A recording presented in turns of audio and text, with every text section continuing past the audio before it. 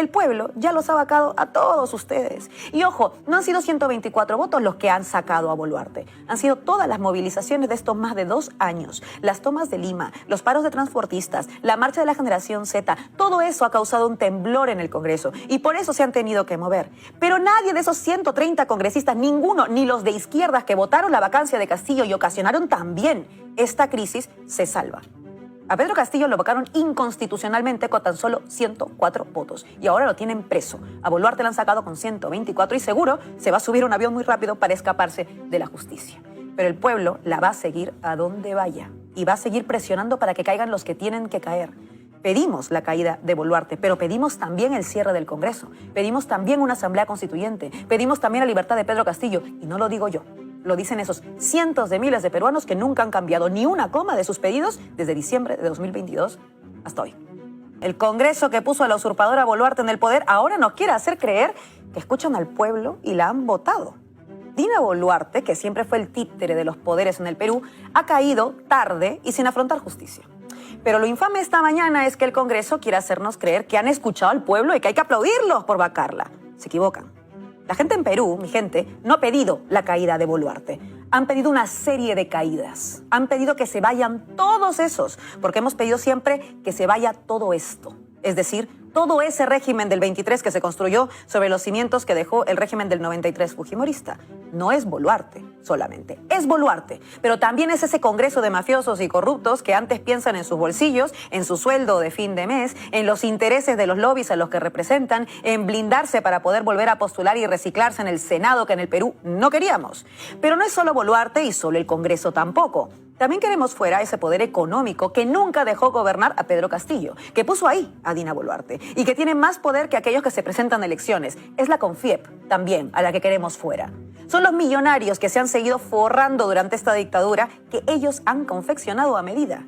Pero no son solo ellos, son también las Fuerzas Armadas y la Policía Nacional que ha estado al servicio de estas mafias y que han dejado que la criminalidad crezca porque son unos semejantes corruptos que se lucran de esa criminalidad.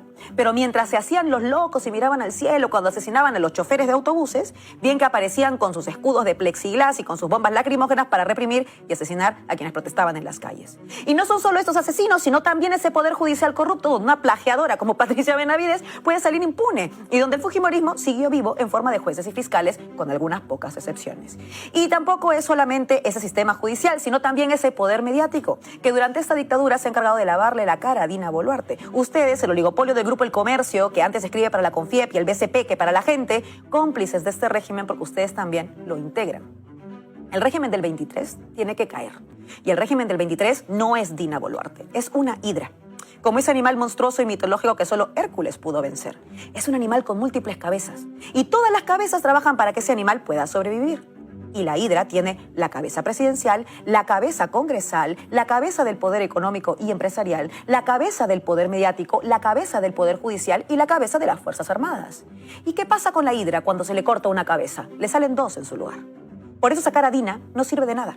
Por eso no pedíamos que la sacaran a ella, porque siempre supimos que ella era el títere del poder en el Perú. Y ahora que sacamos esa cabeza de la hidra, salen 2 en su lugar. Y tenemos al infame José Gerí de presidente. Un acusado de violación es ahora el presidente del Perú. Antes, una traidora del pueblo y ahora un presunto violador. Esa es la imagen de este régimen en el Perú. Y por eso no queríamos solo vacar a Dina Boluarte. El pueblo ya los ha vacado a todos ustedes. Y ojo, no han sido 124 votos los que han sacado a Boluarte. Han sido todas las movilizaciones de estos más de 2 años. Las tomas de Lima, los paros de transportistas, la marcha de la generación Z. Todo eso ha causado un temblor en el Congreso. Y por eso se han tenido que mover. Pero nadie de esos 130 congresistas, ninguno, ni los de izquierdas que votaron la vacancia de Castillo y ocasionaron también esta crisis, se salva. A Pedro Castillo lo vacaron inconstitucionalmente con tan solo 104 votos y ahora lo tienen preso. A Boluarte lo han sacado con 124 y seguro se va a subir a un avión muy rápido para escaparse de la justicia. Pero el pueblo la va a seguir a donde vaya y va a seguir presionando para que caigan los que tienen que caer. Pedimos la caída de Boluarte, pero pedimos también el cierre del Congreso. Pedimos también una asamblea constituyente. Pedimos también la libertad de Pedro Castillo. Y no lo digo yo. Lo dicen esos cientos de miles de peruanos que nunca han cambiado ni una coma de sus pedidos desde diciembre de 2022 hasta hoy. Pero el Perú celebra hoy. Celebra porque se fue la mostra. Pero sobre todo celebramos porque hemos recordado que cuando nos da la gana y mostramos nuestra fuerza, conseguimos lo que nos proponemos. Pero ahora subimos la apuesta. Primero que caiga Boluarte, después que caiga Geri, después que caiga el Congreso y después que caiga esa constitución fujimorista. La primera batalla está ganada, pero no permitamos que quieran usarla para hacernos creer que ya hemos ganado la guerra. Esto acaba de empezar. Saca las chelas, Perú, que las sacamos. Hasta el lunes. Esta mañana en Perú parece que todos quieren hablar de violencia. Es más, todos quieren denunciar la violencia. Muchos nos dicen la violencia hay que condenarla venga de donde venga. Así que vamos a hacerles un favor y vamos a definir violencia porque algunos están un poco despistados. Cuando en enero de 2024 en Ayacucho 2 mujeres burlaron la seguridad de la dictadora Boluarte y le jalonearon el pelo, no era violencia. Y del mismo modo, cuando ayer decenas de peruanos en Juliaca rechazaron y mostraron su repudio total y legítimo contra el periodista Philip Butters, tampoco fue violencia. Algunos periodistas que se hacen llamar demócratas tienden a hacer una trampa siempre que hablan de violencia. La sitúan en coordenadas muy precisas, se limitan a contar los últimos 10 minutos de los hechos y nunca consideran los contextos. Los mismos que hoy se lamentan y dicen violencia es violencia y engendra violencia y no podemos permitirlo, ¿dónde estaban cuando reprimían a la gente en Ayacucho o en Juliaca? ¿Dónde estaban cuando disparaban a la gente en ejecuciones extrajudiciales que hemos visto en videos a inicios de 2023? ¿Dónde estaban cuando empezó a difundirse una mentira como que los que protestaban habían asesinado a un policía? Sabemos dónde estaban, del lado de los que reprimían.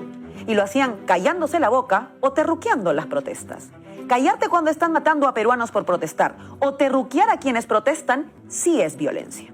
Ustedes, los tibios, llaman violentos a quienes responden a las violencias del poder y aceptan las violencias del poder.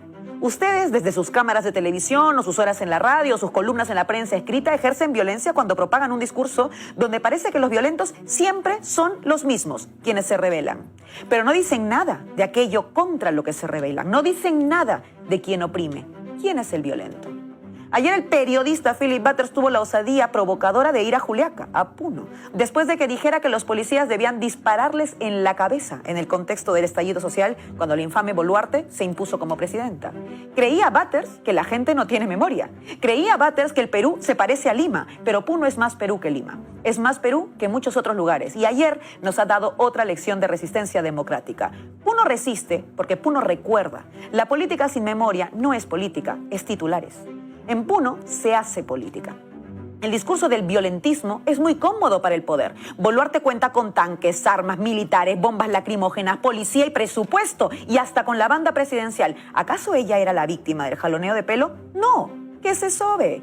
Butters, como otros tantos periodistas pechofríos que hoy dicen cuidado con la violencia que engendra violencia, cuentan con muchísimo poder simbólico. Cuentan con la tele, cuentan con la radio, cuentan con columnas de opinión, cuentan con el apoyo de otros periodistas que se ponen siempre de su lado, cuentan con exposición en las redes sociales y seguramente contarán también con el aval de políticos que quieran subirse al carro del violentismo.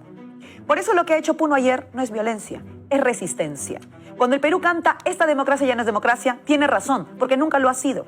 La democracia no es ir a votar cada 5 años. La democracia no es sentarnos a esperar el domingo electoral a ver si el Jurado Nacional de Elecciones nos da los resultados que debemos acatar. Democracia es decidir. Democracia es el poder de la gente, que mayoritariamente elige el rumbo de su país y por tanto de sus vidas. Democracia entonces es poder de la gente, poder popular. Es decir, democracia es también fiscalización popular. Democracia es también protesta popular. Democracia es también sanción popular. Eso ha pasado ayer en Juliaca. El pueblo ha hecho un ejercicio de democracia contra un terruqueador que los violentó y pidió en un medio de comunicación que los asesinaran. ¿Quién es el violento? Lo único en lo que tienen razón los tibios pechofríos esta mañana es en que la violencia engendra violencia. Pues muy bien, un consejo, dejen de violentar. Ustedes dejen de violentar. Es decir, dejen de terruquear a quien protesta, dejen de difundir mentiras sobre lo que hace la gente cuando protesta, dejen de decirle a la gente qué es lo que tiene que pedir cuando protesta y respeten que hay un pueblo que pide, por ejemplo, liberar al presidente Pedro Castillo o una asamblea constituyente para decidir juntos qué país queremos ser. Ustedes dejen de violentar diciéndonos radicales. Ustedes dejen de violentar insultando cómo habla la gente o sus formas de tomar decisiones. Ustedes dejen de violentar llamando terrucos a quienes bloquean carreteras, porque es una legítima forma de protesta cuando nunca te hacen caso. Ustedes dejen de violentar la memoria de las víctimas de Ayacucho, de Juliaca, de Lima, de Pichanaki, etcétera, diciendo que tenemos que conformarnos con la libertad de expresión de los que llaman a disparar a la cabeza a gente. Ustedes también son violentos. Democracia es responder a esa violencia resistiendo y protestando. Algunos dicen hoy muy simplonamente, Puno es el Perú. Claro que lo es, siempre lo ha sido. La pregunta esta mañana es, ¿por qué solo Puno se atreve a dar esta lección de dignidad democrática? Siempre cantamos, Perú te quiero, por eso te defiendo, pero Puno nos ha enseñado cómo se defiende un Perú que se quiere. No permitiendo que quienes abusan de su poder y violentan al país puedan caminar tan tranquilos por las calles. Vale para Boluarte, para Santibáñez, para Cerrón, para Acuña, para la mugrosa Fujimori que tiene que ir disfrazada y escondida a Puno, para Batters, para los periodistas que terruquearon las marchas. Ustedes saben quiénes son. No es que Puno sea el Perú, es que Puno debería ser la forma en que Perú se desarrolle. Esa es la lección de ayer en Juliaca. Si la democracia es el poder del pueblo y la democracia que queremos en Perú es una democracia justa con el pueblo, que incluya al pueblo en lugar de excluirlo, que lo oiga en lugar de reprimirlo, que lo respete en lugar de asesinarlo, es una buena noticia que el miedo cambie de bando. Que si antes los que tenían miedo eran quienes protestaban porque podía caerles una bala, ahora quienes tengan miedo son quienes aplaudieron las balas y legitimaron la violencia. Es una buena noticia que en democracia los periodistas que se creen intocables y los terruqueadores que nunca hablan ni de Olimpo ni de Perseo, que discriminaron a Castillo, que no lo dejaron gobernar, que pidieron su vacancia a las 72 horas de juramentado, teman a la respuesta de la gente. Es una buena noticia que los políticos que están vendiendo el país y que son responsables del crimen organizado, incluida la balacera en el concierto de Aguamarina hace unas horas, teman a la respuesta de la gente. Es una buena noticia que en democracia los representantes del pueblo respeten al pueblo y teman si es que deciden robarle al pueblo, mentirle al pueblo o matar al pueblo. Eso es democracia, no es violencia, es resistencia. Y cuando hay una dictadura, la resistencia es la única democracia posible. Qué orgullo de país el que ayer hemos visto en Juliaca. Puno es el Perú, pero sobre todo, el Perú debería ser como Puno. Hasta mañana.